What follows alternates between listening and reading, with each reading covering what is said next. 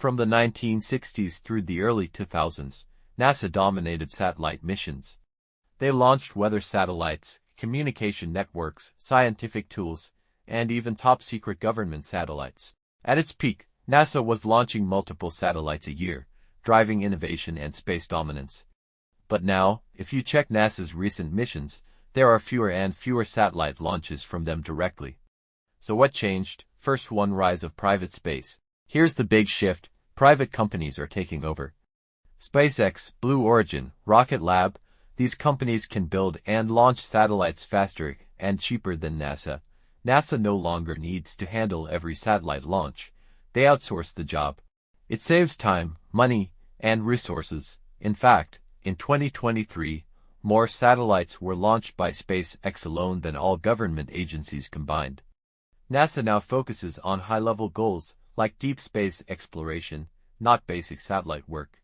Second one, budget cuts and politics. Another major reason is money. NASA's budget is tight. In the past, they received around 4% of the U.S. budget. Now it's less than 0.5%. That's a huge drop. Congress pushes NASA to focus on big projects like Artemis returning to the moon, Mars missions, and climate monitoring. So, less money goes into satellite programs, especially the ones that can be handled by private companies. Third, shift to deep space. NASA isn't abandoning space. In fact, they're looking beyond Earth. Their main focus now is on Artemis moon missions, Mars crewed missions, the James Webb Space Telescope, Europa and Titan moons that could have life.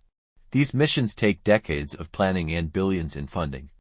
Compared to that, sending small Earth satellites is now low priority, unless it's critical. Fourth, the theories and suspicion. Still, some people believe there's more going on. Some say NASA has seen unusual activity in Earth's orbit, space debris, magnetic anomalies, or even unexplained objects. Others think secret military satellites are replacing NASA's public ones. Is this why they've gone quiet? Is NASA avoiding something? Or just letting the private sector take the spotlight?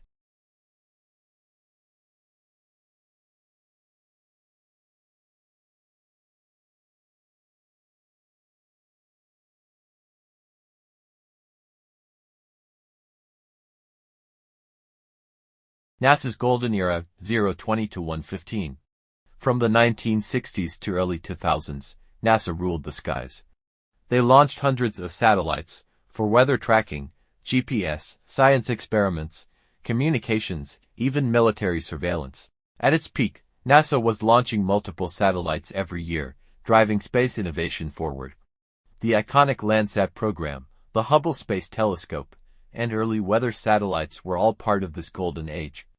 But if you look at their recent activity, there's a huge drop. So what changed? Space is now a business. In the early days, space was only about science and survival.